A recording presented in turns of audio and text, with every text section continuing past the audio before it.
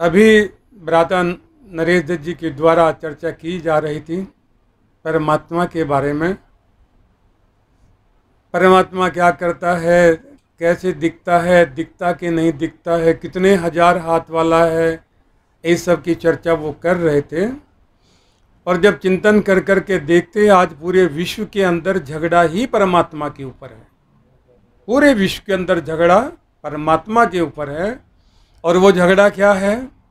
नाम का झगड़ा, काम का झगड़ा, स्थान का झगड़ा है, और भक्त कहाने वालों में भगवान का झगड़ा है।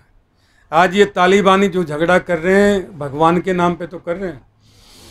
ये कह रहे हैं कि पूरी दुनिया के अंदर हम इस्लाम को सिद्ध करेंगे, इस्लाम लेकर के आएंगे। अल्लाह ताला का ये हुक्म है कि जो इस्लाम को ना मानता वो काफिर है, उसे ख़त्म करो।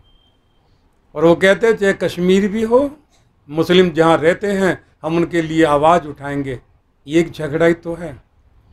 और जहाँ भी ये हैं झगड़े भी वहीं हैं। मर कौन रहा है पूरी दुनिया में? ये झगड़े वाले ही मर रहे हैं। इसलिए झगड़ा परमात्मा के नाम पे पूरे संसार में है। कोई कहता है कि परमात्मा 7वें आसमान पे है, कोई कहता चौथे आसमान पर है। एक बोले नहीं महाराज वो क्षीर सागर में है, दूसरा बोला नहीं बद्रीनाथ में है, कोई कहता केदारनाथ में है। कुछ लोग अमरनाथ में गए, बोले अब की बारी तो भगवान के दर्शन ही नहीं हुए। बोले क्यों? बोले यात्रा ही बंद कर दिया कश्मीर के अंदर, अमरनाथ में भगवान जी के दर्शन होते हैं। कोई कहीं भगवान को मानता है, कोई कहीं। हम वानप्रस्थ आश्रम में रहते हैं ज्वालापुर में, कावड़ बंद है, लेकिन अब की बारी भी हमने देखा कावड़ के वेश में नहीं, साधारण वेश के अंदर वो गंगा जल भरते हैं। वहाँ से वो शीशी जेब में लगा करके दौड़ लगाते हैं। वो बोले कहाँ गए थे? बोले गंगोत्री से जल लेकर के आए। किस लिए गए थे? बोले भगवान के दर्शन करने। कोई केदारनाथ जाता है, मैं किस लिए जा रहे हूँ वहाँ पे? वानप्रस्थ में आ जाओ, यहाँ यज्ञ करो, वेद कथा सुनो, प्रवचन सुनो विद्वानों के, ना भगवान के दर्शन करने केदारनाथ जा रहे हैं। अब मुझे मिले? बोले नहीं वहाँ तो नहीं मिले, बाढ़ आ गई है, बहुत लोग मारे गए, बह गए बहुत लोग। बोले फिर कहाँ? बोले बद्रीनाथ जाएंगे, वहाँ भगवान की तलाश जारी है, भगवान नज़र नहीं आ रहे। जो कहते हैं 7वें आसमान पर है, हमने वैज्ञानिकों से पूछा आप तो अंतरिक्ष यान से ऊपर तक जाते हो, ये आसमान कितने हैं? बोले आचार्य जी आसमान तो आसमान ही है, कितने का सवाल ही नहीं है, व्यापक है आसमान। वहाँ एक आसमान दूसरे ये तो नहीं है, 7वां आसमान है ही नहीं है। बोले अच्छा 7वां आसमान नहीं है तो भगवान तो मिले होंगे। बोले नहीं वहाँ भी नहीं मिले। एक व्यक्ति से पूछा मैं तुम थोड़ा नीचे तक गए हो, ऊपर तक पहुँच नहीं पाए, चौथे आसमान पर रह गए होंगे। बोले चौथा भी नहीं है। साइंटिस्टों से पूछा, बोले आप लोग समुद्र के अंदर बम्बई में हम देखते हैं जब एफिल टावर वो ये देखने जाते हैं एलिफेंट गुफा, सिमर में बैठ कर के, तो बड़े बड़े जहाज उसमें चलते हैं समुद्र में। और बहुत से साइंटिस्ट भी, बहुत से तैराक भी मास्क आदि लगा करके समुद्र की तह में जा कर के परीक्षण करते हैं क्या है। उनसे पूछा कहीं मिला कोई क्षीर सागर है कहीं? कुछ परिवारों में तो खाने को मिलती है खीर, लेकिन मैं कहीं क्षीर सागर समुद्र में भी हो, परमात्मा मिला? बोले नहीं। समुद्र की तह में जा कर के देखा, तलहटी में जा कर के देखा, समुद्र में भी क्षीर सागर कोई नहीं मिला, क्षीर सागर कोई नहीं मिला, कहीं परमात्मा नहीं मिला। सब जगह ढूंढा, कहीं कोई परमात्मा किसी को आज तक नहीं मिला। हमने परमात्मा से ही पूछ लिया प्रभु सब जगह ढूंढ मची हुई है तुम्हारी, कहाँ छुपे हुए हो तुम ही बताओ तुम परमात्मा, प्रभु तुम हो कहाँ? तो प्रभु वेद के अंदर कहता ईशावास्यम इदम सर्वम। ओ दुनिया वालों तुम कहाँ भटकते फिरते हो? किस चौथे आसमान की बात करते हो, किस 7वें आसमान की बात करते हो, किस क्षीर सागर की बात करते हो? ऐसा दुनिया में स्थान कौन सा है जहां मैं नहीं हूं? मैं तो सब जगह हूं। ये संसार मुझ में है, मैं इसमें हूं, रमा हुआ हूं कण कण में, मैं तो सब जगह व्यापक हूं। तेरी दृष्टि मुझे देख ही नहीं पाती है। मैं बोले प्रभु तुम सब जगह हो और दिखाई देते नहीं हो, लोग माने तो कैसे माने? लोग तो कहते हैं जो दिखता है उसे हम माने। बोले बहुत सी हजारों चीज़ें ऐसी हैं जो दिखती नहीं है लेकिन मानते हो। मैं बोले कोई बताओ? तब बोले ये पंखा चल रहा है, दिख रहा है?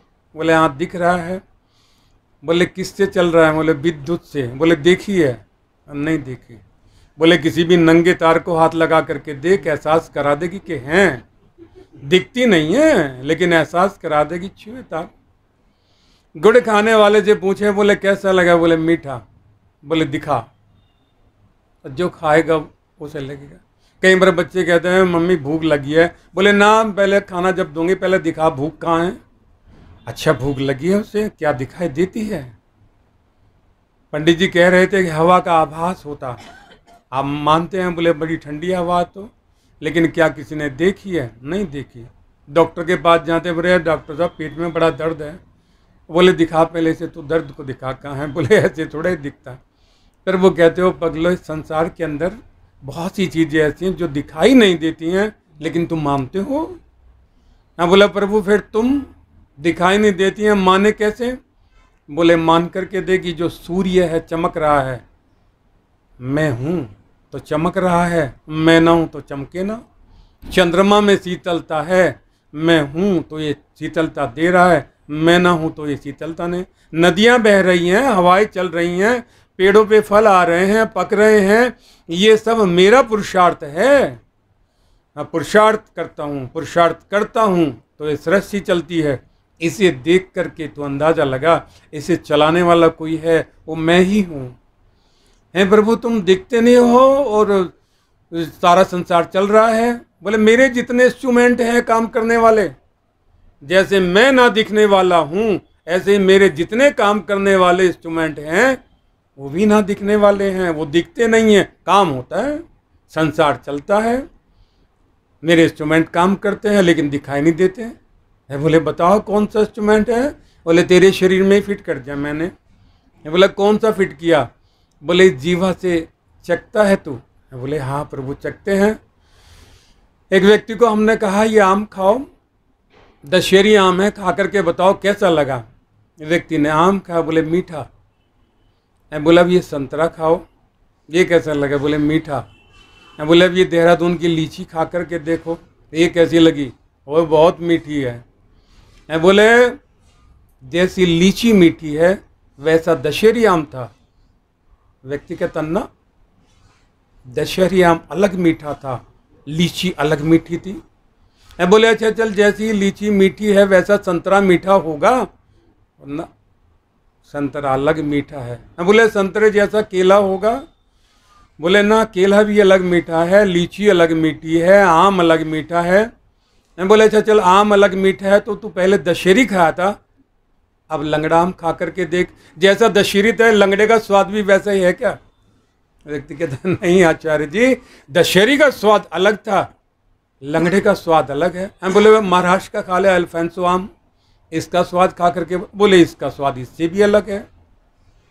हजारों करोड़ों मीठे ये जीवा चक्कर के बता देती है, ये दशहरी है, ये लंगड़ा है, ये लीची है, ये संतरा है, ये केला है। हजारों मीठों में भी ये चक्कर के बता देती है ये कौन कौन सा मीठा है।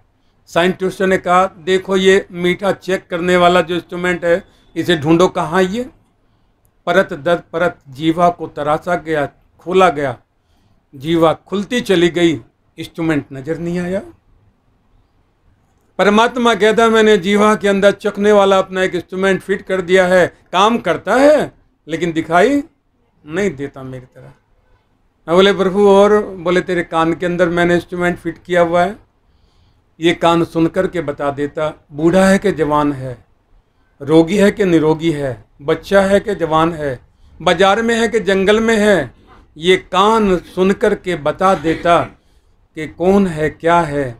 परत खोली गई कान की, परत खोलने के बाद में परतें खुलती चली गई, इंस्ट्रूमेंट किसी को नजर नहीं आया। हमारे यहाँ सुनील भारती डॉक्टर हैं शामली के अंदर। मैंने कहा महाराज जब आंखों का ऑपरेशन करो मुझे एक बार दिखाना। वो क्या देखोगे? देखता हूँ ये देखने वाला कौन है, कहाँ। बोले मुझे कई वर्ष हो गए ऑपरेशन करते हुए, मुझे आज तक नजर नहीं आया इंस्ट्रूमेंट। परमात्मा कहता है ये शरीर जिसकी चर्चा आदरणीय भ्राता जी कर रहे थे, ये शरीर परमात्मा ने बनाया है, बनाया परमात्मा ने है, क्योंकि रचना उसकी है, वही चलाता है इसे। शरीर को बना करके विभिन्न विभिन्न परमाणुओं से शरीर की रचना कर करके हृदय में अलग प्रकार के परमाणु से, आँखों में अलग परमाणु, कानों में अलग, जीवा में अलग, विभिन्न विभिन्न परमाणुओं से बना करके शरीर को परमात्मा ने जीवात्मा को उसमें बैठा दिया और बैठा करके खुद भी बैठ गए इसी में ही। जीवात्मा ने पूछे शरीर मेरा, और बैठ गए प्रभु आप भी। बोले अरे पगले, शरीर मैंने बनाया है, इसके चलाने की टेक्निक भी मैं ही जानता हूँ, तो चला नहीं सकता इसको। बोले क्यों नहीं चला सकते हैं? शरीर के अंदर जब हम आते हैं आंखें तभी काम करती हैं, कान तभी काम करते हैं, हाथ पैर तभी काम करते हैं, हम ही चलाते हैं इसे। बोले चल तू चला करके देख ले, कर भोजन, किया भोजन। परमात्मा बोले इसका तू रस बना करके दिखा, रस से तू रक्त बना करके दिखा, मांस बना करके दिखा, मज्जा बना करके दिखा। तो भोजन तो कर सकता है, लेकिन उसके अंदर मांस, मज्जा, रक्त, इसको तू नहीं बना सकता। इसको बनाने वाले इंस्ट्रूमेंट तो मेरे ही हैं, मैं ही से बनाता हूँ, मैं ही से चलाता हूँ। है बोले प्रभु तुम इतना सारा जिसकी चर्चा आदरणीय भ्राता जी कर रहे थे, 1000 हाथों वाले, 1000 सुरों वाले, इतना सब कुछ हो, आखिर तुम करते क्या हो? संसार वाले तो कहते हैं तुम सब कुछ करते हो। प्रभु बोले मैं सब कुछ नहीं कर सकता। बोले तुम्हारे भक्त कहते हैं कि तुम सब कुछ कर सकते हो। परमात्मा कहता है मैं सब कुछ नहीं कर सकता। और एक व्यक्ति तो वानप्रस्थ में हमारे पास आए, आकर के मुझसे बोले आचार्य जी भगवान को तब मानूंगा, ये आपके यहाँ चिनाई चल रही है, ये सीमेंट है, गारा बना हुआ तैयार है, मिस्त्री लगे हुए हैं, परमात्मा आए और इसमें से ले और लड्डू बना करके मुझे दिखाए तो मानूं। बोले परमात्मा ना बनाए, हम ही बना करके दिखा दे। बोले ना, तभी मानूंगा, परमात्मा ही बना करके दिखाए तब मानूं कि परमात्मा है। मैंने कहा परमात्मा ने तो बहुत लड्डू बना करके रखे हुए हैं, संतरा बनाया हुआ है, सेब बनाए हुए हैं, छोटे लड्डू लीची रूप में हैं, और छोटे चले जाओ अंगूर के गुच्छों में अलग अलग देख लो, ये परमात्मा के बनाए हुए लड्डू तो हैं। बोले फिर परमात्मा नहीं बना सकता? नहीं, परमात्मा के और जीवात्मा के काम बटे हुए हैं। जो मैं कर सकता हूँ वो परमात्मा नहीं कर सकता, जो परमात्मा करता है उसे मैं नहीं कर सकता। परमात्मा सेब बना सकता, मैं सेब नहीं बना सकता। हाँ, बेसन के लड्डू हम बना सकते हैं, परमात्मा बेसन के लड्डू नहीं बना सकता है। हमने परमात्मा से पूछा था परमात्मा अब तुम ही बता दो तुम करते क्या हो? तब परमात्मा बोले रे पगले, इस सारे संसार को चलाने के लिए मुझे केवल केवल केवल 5 कार्य करने पड़ते हैं। मैं बोले 1000 हाथों वाले तुम, 1000 सिरों वाले तुम, इतने बड़ी संसार, अमेरिका, इतना बड़ा ब्रह्मांड, सूर्य तुमने बनाया, चंद्रमा तुमने बनाया, ये सब बनाने में केवल 5 काम? परमात्मा बोले हाँ, केवल 5 ही कार्य मैं करता हूँ, 5 कार्य में सारे संसार को मैं चला देता हूँ। है बोले प्रभु फिर 5 कार्य तुम कौन से करते हो? तब परमात्मा कहते पहला कार्य बेटा मैं ये करता हूँ कि सारे संसार को बनाता हूँ। है बोले तुम बनाते हुए तो देखते नहीं हो? बोले मैं दिखूंगा तब मैं बाहर होकर के बनाऊंगा। तू बाहर बैठ कर के बनाता है, टुकड़ों में बनाता है, मैं वस्तु के अंदर बैठ कर के बनाता हूँ। तेरी बनाई हुई कृति अलग अलग टुकड़ों में है। तूने ये हारमोनियम बनाया, अलग अलग टुकड़ों को जोड़ करके हारमोनियम तैयार किया। माइक बनाया तो डंडी अलग है, ये वायर अलग है, ये स्टैंड अलग है। तेरी बनाई हुई जो कृति है, रचना है, वो बाहर बैठ करके होती है, टुकड़ों में होती है। उन टुकड़ों के जोड़ करके तेरी रचना बनती है। और मैं बोले प्रभु तुम क्या करते हो? बोले मैं उस रचना के अंदर रहता हूँ, अंदर भी रहता हूँ, बाहर भी रहता हूँ, अंदर रह करके उस रचना को पूरी पूरी बनाता हूँ। बोले पूरी तो हम बनाते हैं, दिवाली पे, होली पे, तुम कहाँ पूरी? बोले रचना पूरी पूरी बनाता हूँ। गाय बन रही है तो पूरी पूरी है, हाथ भी, गर्भ में माँ के बच्चे का निर्माण हो रहा है, आंखें भी, कान भी, हाथ पैर जितने बनने चाहिए उतने बन रहे हैं। नाक की लंबाई जितनी होनी चाहिए उतनी, कान जितने होने चाहिए उतने, निर्माण हो रहा है, पूरी पूरी रचना बन रही है। बोला प्रभु रचना हम लोग भी करते हैं, हम भी बाजार में बहुत देखते हैं, हरिद्वार में बहुत भगवान बिकते हैं, ठेलियों पे हमने देखे, हरिद्वार हर की पैड़ी पे हनुमान जी बिक रहे हैं, राम बिक रहे हैं, जिन मंदिरों की बात भ्राता जी कर रहे हैं, बहुत भगवान बिकते हैं। वो रचना, बोले वो तेरी रचना है, तू जान, मेरी रचना वो नहीं है। बोले फिर प्रभु तुम्हारी रचना में हमारी रचना में अंतर क्या है? रचना तुम भी करते हो, रचना हम भी करते हैं, फिर तुम्हारी हमारी रचना में अंतर क्या हुआ? परमात्मा कहते हो पगले, मेरी रचना की यदि पहचान करनी हो तो सुन, मेरी रचना के अंदर जब मैं रचना करता हूँ तो अपनी रचना के अंदर मैं बीज स्थापित कर देता हूँ। बोले बीज कैसे स्थापित करते हो? बोले देख लो तो पीपी शर्मा के सामने मकान के ये रखा है पेड़ सामने आम का, इस पे आम लगते हैं। आम का पेड़ है, आम के पेड़ पे आम लगे, आम लग करके उसके अंदर आम की गुठली बीज मैंने फिट कर दिया, उस बीज के अंदर आम का पेड़ फिट कर दिया, पेड़ में मैंने आम फिट कर दिए। मेरी रचना के अंदर बीज होता है, ये मेरी रचना की पहचान है। आम से आम बनते चले जाते हैं, अमरूद से अमरूद बनते चले जाती हैं, गाय से गाय बनती चली जाती हैं, मनुष्य से मनुष्य बनते चले जाते हैं। मेरी रचना की पहचान ये है कि मेरी रचना में बीज होता है, वो रचना आगे बढ़ती चली जाती है, अपनी जैसी रचना करती चली जाती है। मैं बोला हमारी रचना, बोले तू घड़ी से घड़ी बना करके दिखा। तूने माइक बनाया, माइक से बना करके दिखा दूसरा माइक।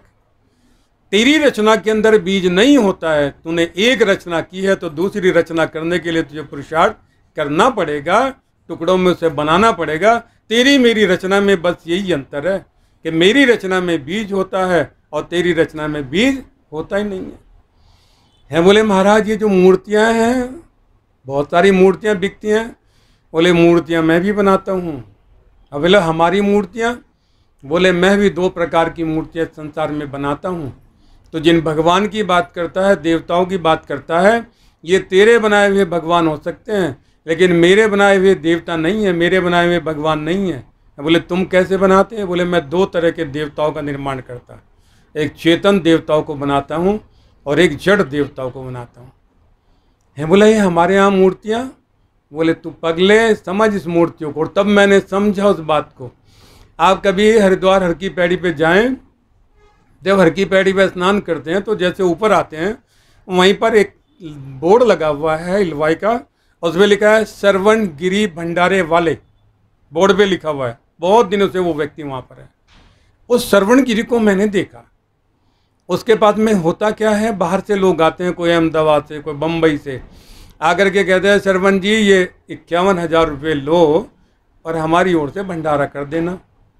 वो व्यक्ति भंडारा करने का काम करता है। उस भंडारे के अंदर उसने इतना धन कमा लिया है, प्रॉपर्टी का बिजनेस करता है। एक बार हमारे एक मित्र मिले, बोले वो श्रवण जी क्या? बोले किस लिए? बोले अरे वो प्रॉपर्टी है, उसके कई प्लॉट है, देखने हैं उसके पास। तो पता लगा इतना बड़ा प्रॉपर्टी डीलर। मैंने श्रवण जी से पूछा ये सब इतना माल कहाँ से आया? तो कहते भंडारे से।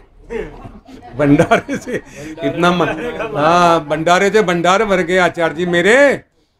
बोले तुम भंडारे करते हो? बोले हाँ। तब इसका खेल मैंने देखा।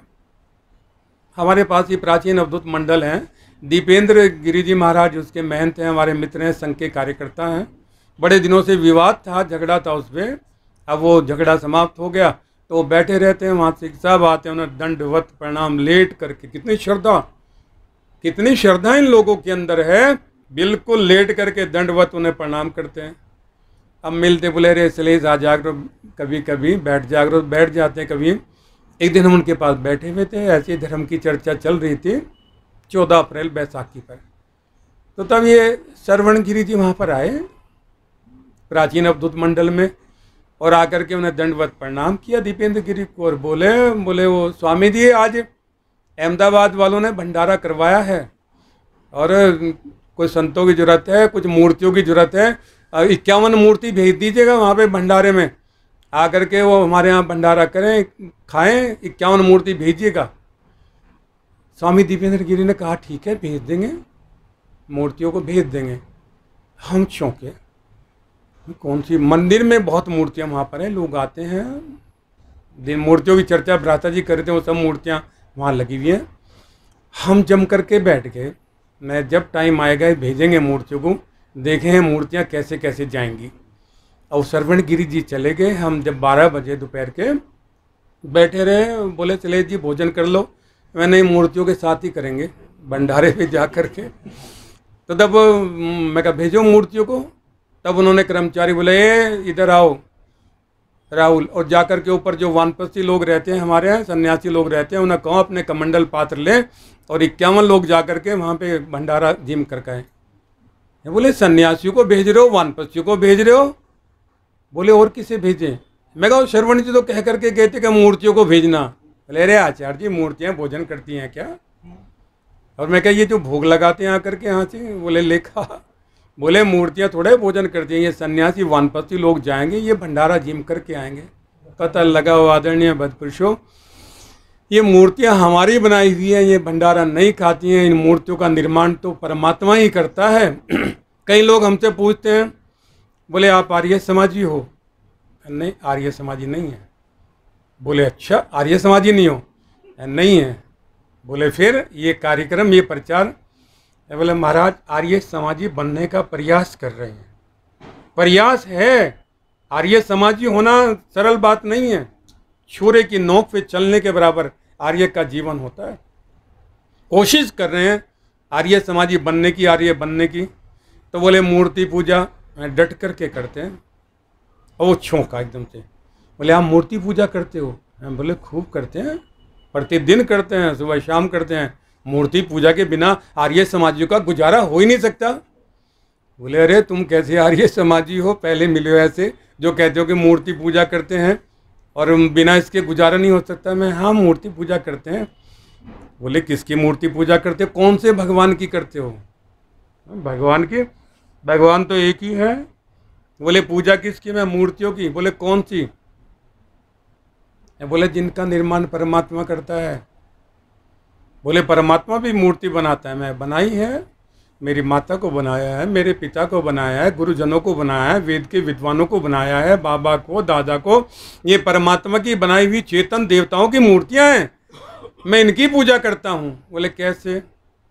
बोला प्रतिदिन तो खूब सेवा करता हूँ, और जब श्राद्ध के ये दिन आते हैं लोग पंडितों को बुलाते हैं, तब इन 15 दिनों के अंदर मैंने नियम बनाया हुआ था आदरणीय भद्रपुरुषों, अपने माता पिता के लिए कभी शास्त्री स्वीट की बढ़िया मिठाई लेकर के आता, कभी जूस लेकर के आता, कभी बनबटे की छाट लेकर के आता, विभिन्न विभिन्न प्रकार के उन्हें खाद्य पदार्थ, कभी बुढ़ाने की सांवरियाँ की बालुशाएँ खिलवाता। तब माता पिता आशीर्वाद देते हुए कहते अरे बेटा चले जा, हमारी उम्र भी तुझे लग जाए।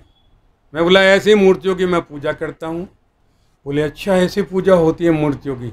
मैं बोले हमारी ये समाधि तो ऐसे ही पूजा करते हैं। वो आदरणीय भद्रपुरुषों, मेरे पिता अब नहीं रहे इस संसार में। जब हम उन्हें बढ़िया उनकी सेवा किया करते थे तो मुझसे बोले तू बड़ी हमें बालूशाहें खिलाता है, मिठाई खिलाता, बड़े बड़े बढ़िया पदार्थ जूस पिलाता है, बेटा ये सेवा इतनी बड़ी सेवा नहीं है। मैं चौंका, सेवा करने में तो हम कसर नहीं छोड़ रहे हैं, फिर पिताजी कह रहे हैं कि ये कोई खास सेवा नहीं है तेरी। बोला फिर पिताजी बताओ कौन सी सेवा है जो सबसे बड़ी आपके लिए? उस सेवा को हम करने का पूरा प्रयास करेंगे, आप बताइए, आदेश करिए। तब मुझसे कहते बेटा बुढ़ापे के अंदर माता पिता की सबसे बड़ी सेवा ये है कि तुम उनके पास में न्यून से न्यून 1 घंटा सुबह शाम बैठा करो। जैसे उन्होंने इस शब्द कहते मुझे ऋषि की बात याद आ गई। ऋषि दयान जी महाराज कहते रहे जिस परमात्मा के इतने उपकार तुम्हारे ऊपर हैं, जिसने सूर्य को तुम्हारे लिए बनाया, चंद्रमा को तुम्हारे लिए बनाया, बृहस्पति शुक्र पृथ्वी जल अग्नि, इन सब का निर्माण तेरे लिए किया, तो उसका धन्यवाद न्यून से न्यून 1 घंटे तो किया कर। तो पिता कहते हैं बेटा इस आयु में सबसे बड़ी सेवा बूढ़े माता पिता की ये है कि उनके पास में उनकी संतान मर्जी अपनी कर ले, अपने मन की कर लो, लेकिन उनके जीवन के अनुभव को सुने, उनके पास बैठे, उनके दुख सुख को, उनके अनुभव को जाने, ये सबसे बड़ी सेवा है। और आदरणीय भद्रपुरुषों, हमने माता पिता को कभी अकेला नहीं छोड़ा। पिता एक दिन रात को आए, 11 बजे छोटे भाई के पास रहते, तो मुझसे बोले चले दरवाज़ा खोल। मैं बोला जी पिताजी क्या बात, कोई दिक्कत हुई वहाँ पे? बोले ना, जहाँ तेरी चारपाई है वहीं मैं सोऊंगा और तू मुझसे अलग नहीं जाएगा। बरसात के दिन होते तो वो छत पे कहते, बोले इस उम्र में आकर के थोड़ा घुटन रहती है, बुढ़ापे में खुले स्थान में मन लगता है, चारपाई ऊपर, तो ऊपर चलते, बारिश आती, बोले चल नीचे नीचे, बारिश बंद होती फिर देखते, बोले अरे सितारे चमक गए, मैं चमक गए, बोले चल तू भी खाट लेकर के ऊपर चमक, फिर खाट लेकर के ऊपर चढ़ते हम। पिता की सेवा अंतिम दिन मुझसे कहा करते थे आदरणीय भद्रपुरुषों, देव पुरुष मेरे पिता मुझसे कहा करते थे बेटा जब हम कार्यक्रम आदि में जाते, दिल्ली से देर सवेर हो जाती तो पिता हमारे लगभग 10 बजे इंतज़ार कर करके सो जाया करते। तो हम पूछते हम रात देर से आए 12 बजे, आप कुछ चिंता नहीं होती? तब मुझसे बोले नहीं बेटा मुझे चिंता नहीं होती है, मैं 10 बजे इंतजार कर करके सो जाता हूँ। बोले चिंता क्यों नहीं होती? तब मुझसे कहते बेटा मुझे अपने कर्मों पे भरोसा है, मैंने किसी का कोई बुरा नहीं किया, और जब मेरा बुरा नहीं किया, मैंने किसी का बुरा नहीं किया तो मेरा बुरा हो ही नहीं सकता। कर्मों पे भरोसा है मुझे, अपने आचरण पे अपने व्यवहार पे भरोसा है, मैंने बुरा नहीं किया, मेरी संतान का भी बुरा नहीं हो सकता है। ये दृढ़ विश्वास ये व्यक्ति को अभय कर देता है। जब कर्मों पे भरोसा है, डरेगा कौन? अरे जंगल में जा रहे हैं, डर लगता है, कर्मों से डर लगता है, तूने पाप किया है इसलिए डर है। या पिता कहते तेरे साथ ही रहूँगा, और अंतिम दिन तक रात्रि में जब हम सोए तो हम दोनों कमरे में, सुबह जब हम उठे तो जाली मच्छरदानी नहीं खुली थी। मुझसे कहा करते थे बेटा प्राण कैसे निकलते होंगे? बोले कुछ चिंता की बात नहीं है पिताजी, बस जैसे ये बात ध्यान रखिएगा कि ज़िंदगी और मौत में है बस फ़र्क कितना, किसी को नींद आ गई, किसी की आँख खुल गई, बस इतना ही तो अंतर है। आँख नहीं खुली तो गए और आँख खुल गई, हे प्रभु तेरा धन्यवाद है कि उन्हें नया जीवन दिया, एक दिन और देखने को दे दिया है। बोला बस इतना ही अंतर है। बोले ना बेटा मेरा मन सा लगता है कि बस मैं नींद में ही चला जाऊँ। सत्य पुरुष थे। पिता का नाम तो मास्टर नकली सिंह था। जब ग्राहक कोई आ करते तो उनके पास में बोले महाराज आपका नाम? बोले नाम तो मेरा नकली सिंह है लेकिन काम मेरे सारे असली हैं, माल सारा असली मिला। कहता नाम नकली है लेकिन काम सारे। और बोले नाम नकली है और काम भी। बोले फिर तो बेड़ा ही गर्क हो जाता। ऐसे बोला करते आदरणीय भद्रपुरुषों। रात्रि में वो सोते हुए निद्रा में ही चले गए। कहने का अभिप्राय उस परमात्मा वो बनाता है मूर्ति, माता पिता के रूप में बनाता है, गुरुजनों के रूप में। ये चेतन मूर्तियाँ उनकी बनाई हुई है, और एक वो जड़ देवताओं को बनाता है। ये जड़ देवता सूर्य है, चंद्रमा है, कितनी दया उसकी, कितना उपकार उसका है कि सूर्य उसने मेरे लिए बनाया, चंद्रमा उसने मेरे लिए बनाया, पृथ्वी उसने मेरे लिए बनाई। हमने पूछा प्रभु ये सब किस लिए बनाए आपने? बोले तू, तेरे प्राण चलते रहे, तू जीवित रहे, संसार में सुख और आनंद का भोग करे, इसलिए तेरे लिए बनाए हैं। बोले ये सूर्य चंद्रमा ये सब मेरे लिए, इनसे मेरे प्राण? बोले हाँ तेरे प्राण सुरक्षित रहते हैं, चलते हैं इनसे ही। बोले इनसे? बोले हाँ। बोले हटा करके देखे एक को? बोले तो सूर्य को हटा करके देख एक तरफ, तो जीवित रह नहीं पाएगा। तो चंद्रमा को हटा करके देख, जीवित नहीं रह पाएगा। वायु को हटा करके देख, जीवित नहीं रह पाएगा। पृथ्वी को हटा, बृहस्पति को हटा, शुक्र को हटा, मेरे बनाए हुए किसी भी एक जड़ देवता को तू हटा करके दिखा, तेरा जीवन बचेगा नहीं, चलेगा नहीं जीवन। बोले चलेगा किनसे? बोले जो देवता जड़ देवता मैंने बनाए हैं, इनसे तेरे प्राण सुरक्षित रहते हैं, इनसे तेरा जीवन चलता है, इनकी पूजा किया कर। बोले पूजा प्रभु पूजा कैसे करें? लोग तो पूजा वो मंदिर में भोग लगाते हैं, वैसे करो। बोले ना वो पूजा नहीं होती है। फिर पूजा कैसी होती है? तब परमात्मा कहता हो पगले, इन मेरे जड़ देवताओं की पूजा यज्ञ के द्वारा होती है। बोले यज्ञ के द्वारा कैसे होती है? बोले यज्ञ के द्वारा ये जड़ देवता बलिष्ठ होते हैं। बोला प्रभु बलिष्ठ कैसे होते हैं? बोले तूने देखा नहीं जब सूखा पड़ जाता है ये जल देवता रुष्ट हो जाते हैं? बोले हाँ रुष्ट हो जाते हैं, अकाल पड़ जाता, सूखा पड़ जाता। फिर क्या करते हो? फिर मिल करके सब बढ़िया विशाल यज्ञ करते हैं, और यज्ञ करने से ये जल देवता प्रसन्न होते हैं, झमाझम बारिश होती है। तब परमात्मा कहता है इन जड़ देवताओं को प्रसन्न करने का, बलिष्ठ करने का, इनकी पूजा करने का एक ही तरीका है, इन्हें शुद्ध रखा करो और इनकी यज्ञ के द्वारा इनकी पूजा किया करो। ये क्या बात हुई है कि गंगा को हम माता कहते हैं, और जाकर के जितना भी घर का टूटा हुआ फटा हुआ कैलेंडर है, टूटी हुई मूर्ति हैं, यज्ञ की सामग्री है, माता की चुनड़ी है, उसमें लपेट करके सारा कबाड़ा जय गंगा मैया की पुल से ही फेंक देते हैं ऊपर से, जय गंगा मैया की। अच्छा ये जल की पूजा हुई क्या? इन जल देवता का अपमान हुआ। ये पाप आप लोग करते हैं, उसका परिणाम भुगतना पड़ता है। महिलाओं को हम देखा करते, आज भी गांव के अंदर, शहरों के अंदर जब विवाह होते हैं ना, तब ये माताएं कुआं पूजन करने जाती हैं। कुएं रही नहीं है तो अब ये टंकी का और नलकों का पूजन करने लगी। मैंने एक माता से पूछा किस लिए? बोले बेटा पूजन इसलिए है, इस जल को पूजने का मतलब है कि हम जल को शुद्ध रखें, पवित्र रखें। तब मुझे स्मृति में बालकपन में जब कुएं पे हम लोग पानी पिया करते थे तो गांव के बुजुर्ग इस बात का ध्यान रखा करते थे, ये डोल मंजा हुआ होना चाहिए। बिल्कुल कोई भी कुएं के अंदर एक तिनका भी नहीं डालेगा। जल के कुएं को बिल्कुल शुद्ध और पवित्र रखते थे। ये जल का पूजन है। ये महिला वही पूजन करती। परमात्मा कहता है इन सब जड़ देवताओं को यज्ञ के द्वारा बलिष्ठ करो और इन्हें शुद्ध और पवित्र रखो। मैं बोला ये जड़ देवता यदि हम यज्ञ ना करें तो प्रभु? बोले ना कर करके देख, जो नहीं करते हैं उनका परिणाम भुगतेगा। बोले प्रभु ये जड़ देवता हैं, ये क्या इनकी सामर्थ्य क्या है, कैसे परिणाम भुगतते हैं? बोले तू संसार में रहता है? मैं बोले हाँ रहते हैं। बोले जो मॉल वगैरह फैक्ट्रियाँ चलाते हैं, दुकान चलाते हैं, उनको देखा है? मैं देखा है। बोले बिजली का कनेक्शन है तेरे यहाँ? मैं कहा हाँ प्रभु है, 2 किलोवाट का है। बोले जब तू बिल नहीं देता तो क्या होता है? बोले ब्याज लग कर के आता है। बोले तू ना दे तो? फिर वो आता है तहसील से, कानून को पुलिस का नोटिस आता है, मैं पेनल्टी का वसूल करते हैं। बोले ना तू वसूल करे तो? बोले मकान की नीलामी कर देते हैं। बोले बस यही समझ ले तू। जैसे सरकार का इनकम टैक्स, जीएसटी, बिजली का बिल यदि नहीं देते हो तो सरकार तुम्हारे यहाँ छापा मारती है और मैं पेनल्टी को उसे वसूल करती है। और देना ही होगा, वसूल करना ही होगा। सरकार का पैसा कोई रोक नहीं सकता है।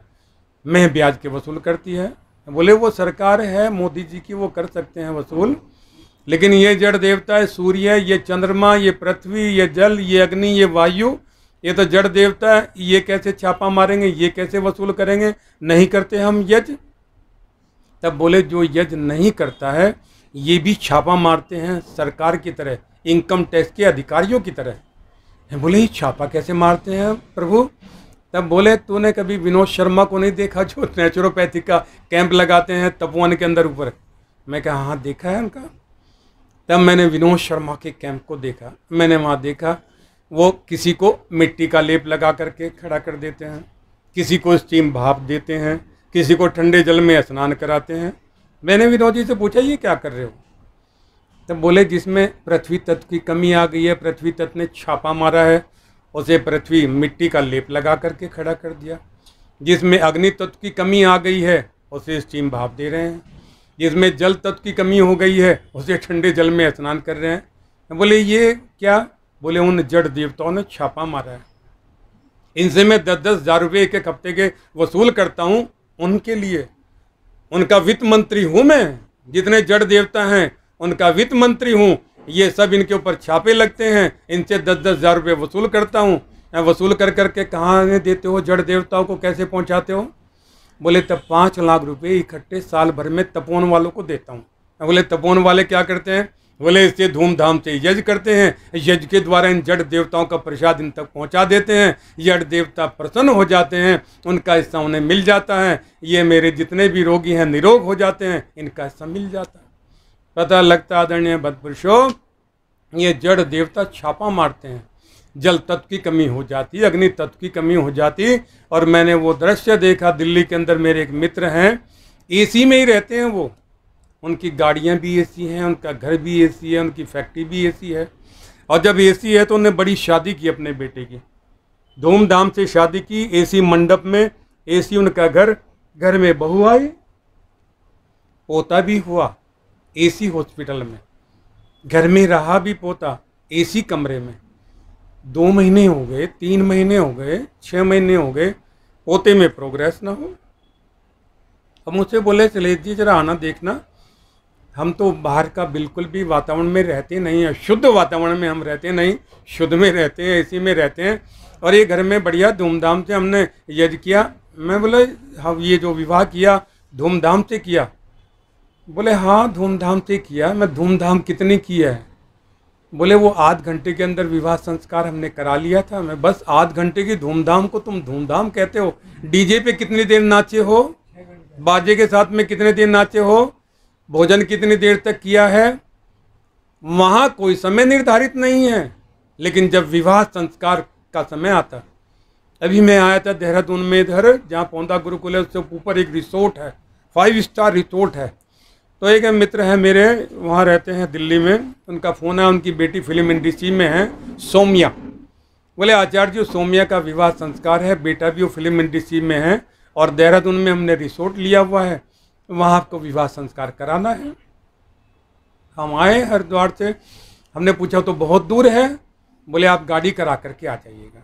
हमने गाड़ी टैक्सी वहाँ से की और गए वहाँ पे, आखिरी बिल्कुल पौंधा गुरु से आगे चल करके वो रिसोर्ट है 5 स्टार, वहाँ गए, विवाह संस्कार की तैयारी थी। जिस बेटी का विवाह था सौम्या का, उसकी छोटी बहन आई धीरे से और मुझसे बोली आचार्य जी। मैं बोला क्या बात होगी बेटा? बोले आध घंटे में निपटा देना काम को। मैं बोला रे तुम डांस कर रही थी डीजे पे, वहाँ पे नाच रही थी, गा रहे थे, वहाँ तो कोई बात नहीं थी कि कितने घंटे होना, और यहाँ पे आध घंटे में। बोले बस आचार्य जी विनती करते हैं। वो श्याम जी मुझे कहते हैं आचार्य जी आध घंटे के अंदर धूमधाम से हमने विवाह संस्कार किया। मैं बोले तुमने धूमधाम से किया नहीं है, तुम्हारे ऊपर तो छापा पड़ गया है। बोले छापा किनका पड़ गया? मैं कहा सूर्य देवता का छापा पड़ा है। बोले कैसे? मैं बोला ये जो आपका पोता है जो इसी कमरे में रहता है, इसे बाहर निकालो, यज्ञ किया करो दैनिक संस्कार इसीलिए जी हाँ। मैं बोले यज्ञ करना शुरू करो और इस बच्चे को बाहर लेकर के बैठो। बोले कहाँ लेकर के बैठे? या जब प्रातःकाल सूर्य की मीठी मीठी किरणें निकले, इस बच्चे को सूर्य की किरणों में लेकर के बैठो और बाहर खेलने दो, बाहर की हवा इसे लगने दो, थोड़ा धूल मिट्टी से लगने दो। जो पृथ्वी तत्व का छापा है वो पूर्ति हो जाएगी, जैसे जो अग्नि तत्व का छापा है सूर्य की किरणों से उनकी पूर्ति हो जाएगी। उन्होंने बैठना शुरू कर दिया और जब बैठना शुरू किया तो 2-3 महीने के अंदर ही उस पोते ने चलना शुरू कर दिया। आज वो पोता लगभग 5 साल का हो गया है, बढ़िया क्लास में पढ़ता है DPS के अंदर दिल्ली। पता लगता आदरणीय भक्तपुरुषों, जिनके कारण हमारे प्राण सुरक्षित हैं, यदि हम नहीं करेंगे यज्ञ तो रोगी हो जाएंगे। वो छापा मारेंगे, फिर हॉस्पिटल वाले कहेंगे 5 लाख रुपए जमा कराओ। ये कोरोना वाले वही तो थे, लगभग वही थे। यज्ञ करते नहीं थे, यज्ञ किया नहीं तो परमात्मा ने अपना एक इंस्ट्रूमेंट छोड़ दिया, दिखाई देता नहीं कोरोना। एक माता तो मुझसे बोली आचार्य जी 15 लहर आएंगी। अरे मैं क्या, तुम तो नासा वालों से भी आगे की बात कर रही हो। 15 लहर आएंगी 5वीं तक की तो जानकारी हमने सुनी है, तुम 15वीं बता रही हो। वो आदरणीय भक्तपुरुष तो रोना ही रोना रहेगा, रोना ही रहेगा। अपनी ही करनी का फल है नेकियां रुसवाइयां, आपके पीछे चलेंगी आपकी परछाइयां। किया हुआ कर्म आपका पीछा नहीं छोड़ेगा। इसलिए मंदिरों में गाना बजता था, आज भी बजता है, कोई लाख करे चतुराई कर्म का लेख मिटे ना रे भाई। नहीं मिट सकता। प्रातःकाल कुछ बात को आगे बढ़ाते हुए, किया हुआ कर्म आपका कभी पीछा नहीं छोड़ता। आप किसी को दिखाई ना दे, यदि आपने मानसिक पाप भी किया, मन से भी पाप किया, मन से भी किसी के बारे में गलत सोचा, इधर आपके मन में विचार आया, परमात्मा तो आपके अंदर व्यापक है, इधर विचार बना, परमात्मा को मालूम पड़ गया। वो तो साक्षी है, उसे किसी साक्षी की जरूरत नहीं है, वो तो खुद साक्षी है। इधर आपके मन में किसी के प्रति कोई बात आई, तुरंत परमात्मा के अकाउंट में फिट हो गया, उसका परिणाम भुगतना पड़ेगा। बोले कैसे? जब मुझे स्मृति आती, जो कश्मीर हमारा है जिसके ऊपर बड़े विवाद चले, धारा 370 हटाई गई, आज ईश्वर की दया कृपा से सब स्वच्छंद वहाँ पे ठीक है। इस कश्मीर को कभी करण सिंह के दादा परदादा ने अंग्रेजों से कुछ लाख रुपए में इस स्टेट को खरीदा था, और जब कुछ लाख में खरीदा था तब हिंदू ही यहाँ पर थे, मुस्लिम तो नाम मात्र के थे। और ये मुस्लिम लोग भी, जो हिंदू समाज के पंडित लोग वहाँ थे, उनके बाग बगीचों में नौकरी किया करते थे। वहाँ किसी ने कहा, बोले महाराज ऋषि दयानंद जी महाराज का प्रचार चल रहा है, ऋषि दयानंद जी महाराज को कश्मीर में बुलाओ, और बुला करके ये जो विधर्मी बन गए हैं हिंदू समाज से ही, जो सुन सुन करके इस्लाम को कबूल कर करके मुस्लिम बन गए हैं, इन्हें वापस लेकर के आओ हिंदू धर्म में, बुलाओ ऋषि दयानंद जी महाराज को। कश्मीर के पंडे महाराज के पास में गए और जाकर के बोले, महाराज यदि आपने ऋषि दयानंद को बुलाया और ये आंदोलन शुरू किया इन्हें वापस अपने धर्म में लेने का, तो हम इस झेलम के अंदर डूब करके आत्महत्या कर लेंगे सारे पंडित। इसलिए ऋषि दयानंद जी महाराज को खबरदार, अगर आपने बुलाया तो। महाराज मजबूर हुए, ऋषि दयानंद जी महाराज नहीं गए। उसी कश्मीर के महाराज के बारे में एक घटना आती। महाराज जब जा रहे थे प्रातःकाल भ्रमण के लिए, तब उन्होंने देखा कि नदी के किनारे एक नवयौवना बाला स्नान आदि कर करके अपने बालों को सुखा रही है। जैसे ही ये राजा वहाँ से गुजरे, हरि सिंह के दादाजी, तो इन्होंने उसे देखा और उसे देख करके इनके मन में एक विचार आ गया। बोले हमारे महलों में इसे होना चाहिए था और ये यहाँ, बस इतना ही विचार आया। आते ही परमात्मा को पता लग गया। ये दरबार में चले गए। जब दरबार में जाकर के पहुंचे, इनके मन में विचार, अरे राजा के लिए तो उसकी प्रजा उसके बेटे बेटियों के समान होती है। ये मन है ना, बदलता रहता है, कभी कुछ है कभी कुछ है। एक व्यक्ति मंदिर के अंदर गया सत्संग सुनने के लिए। अरे सत्संग सुन करके आएंगे, भगवान की भक्ति। मंदिर में जाकर के सत्संग सुन करके जब ये चलने लगा, इसने अपने जूते देखे, बोले बड़े घिसे हुए हैं। दूसरी जोड़ी जूते देखे, बोले बड़े अच्छे हैं। इसका मन पलटा, अब पलट करके अपने छोड़ करके उसके पैर करके चला गया ये। अब जब घर चला गया, घर जाते इसके मन में फिर आया, अरे तू भगवान की भक्ति करने गया था, भजन सुनने गया था, पाप करने के वास्ते गया था, पगले ये जूते लेकर के चल। इसके मन में फिर विचार आया, वापस आया, उन जूतों को रखा। ऐसे ही हम लोगों के मन में भी विचार आते हैं। जैसे हम कुछ गलत करते हैं, विचार उत्पन्न हो जाते हैं। महाराज जब दरबार में गए, के मन में विचार आ रहे, तुमने कितना बड़ा पाप कर दिया, और तुमने तो प्रजा जो है तुम्हारी बेटा बेटी के समान होती है, तुम्हारे मन में ऐसा विचार आया कैसे? इन्होंने राजपुरोहित को बुलवाया और राजपुरोहित को बुलवा करके कहते हैं, राजपुरोहित जी बताइए, यदि किसी पिता के मन में अपनी पुत्री के प्रति कोई गलत विचार उत्पन्न हो जाए तो उसके लिए क्या दंड का विधान है? राजपुरोहित बोले मनुस्मृति के अनुसार तो विधान ये है कि गरम कर करके जब चिता जला करके पूरी तिर हो जाए, उसमें इस व्यक्ति को कूद करके आत्मदाह कर लेना चाहिए, ये इसका प्रायश्चित है। राजा ने कहा ये प्रायश्चित है? बोले हाँ। बोले फिर चिता की तैयारी करो। पुरोहित घबराए, बोले महाराज हुआ क्या? बोले आज मेरे ही मन में ऐसा विचार उत्पन्न हो गया, ये पाप मैंने किया है, इसलिए इसका प्रायश्चित भी मैं करूँगा, और चिता की तैयारी करो। हम चिता में कूद करके आत्मदाह करेंगे, अपना जीवन त्यागेंगे, इस पाप का प्रायश्चित करेंगे। कश्मीर के अंदर चर्चा फैल गई। बोले अरे ये कैसा निर्दयी पुरोहित है, राजा को ऐसा दंड दे रहा है। जलती हुई चिता में इतना बढ़िया राजा है और उसे अग्नि में दाह करने की बात आ रही है। बुरा भला बोले, लेकिन आदेश राजा का था, मुहूर्त निकलवाया गया और वो मुहूर्त का समय भी आया। चिता तैयार है। राजा ने पुरोहित को कहा अग्नि प्रज्वलित करो, बोलो ओम भूर्भुवः स्वः।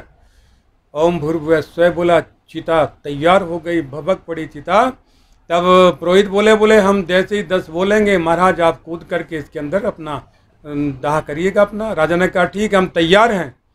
इधर पुरोहित ने गिनती गिननी शुरू करी, 8 9, जब 10 बोले तो राजा जैसे दौड़ करके चिता के अंदर कूदने वाले थे, इस राज पुरोहित ने राजा का हाथ पकड़ करके खींच लिया वापस। राजा ने कहा हमें रोका क्यों है, आत्मदाह करने लगो, हमें अपने पाप का प्रायश्चित करना है। तब ये पुरोहित बोले महाराज प्रायश्चित हो गया।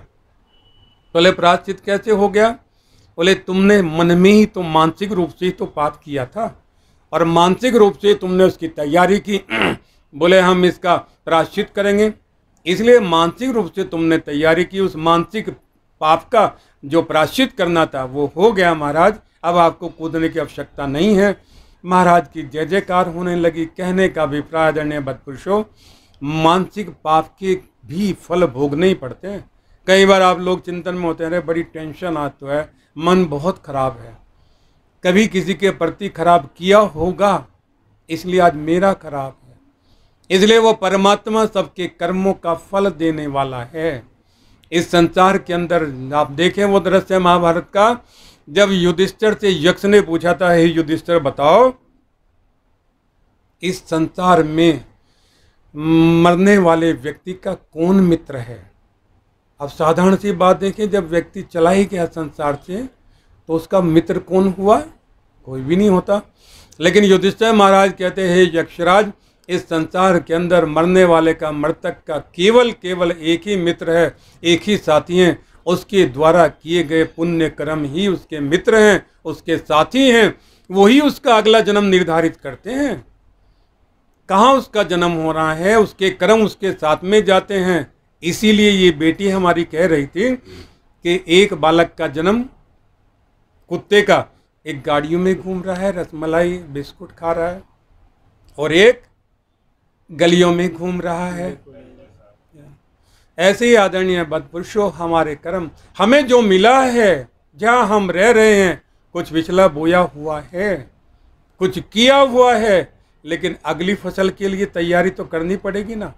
एक किसान को हमने देखा, किसान के यहाँ फसल हुई 10 क्विंटल गेहूँ, तब किसान क्या करता है, वो 10 क्विंटल में से 1 क्विंटल बीज के लिए बचा करके रखता है। वो बोले किसी लिए, बोले अगली फसल के लिए। 1 क्विंटल वो फिर बोता है, फिर भगवान की दया कृपा होती 10-12 क्विंटल फिर गेहूँ होता, फिर वो 10% बचा करके रखता है, फिर फसल बोता है। हम अगली फसल के लिए क्या कर रहे हैं? इस जन्म में हमें वैभव, कोठियाँ, बंगले, गाड़ी, सारे सुख सुविधाएं मिली हैं। यदि हम चाहते हैं कि ये सुख सुविधाएं अगले जन्म में भी मिल जाए,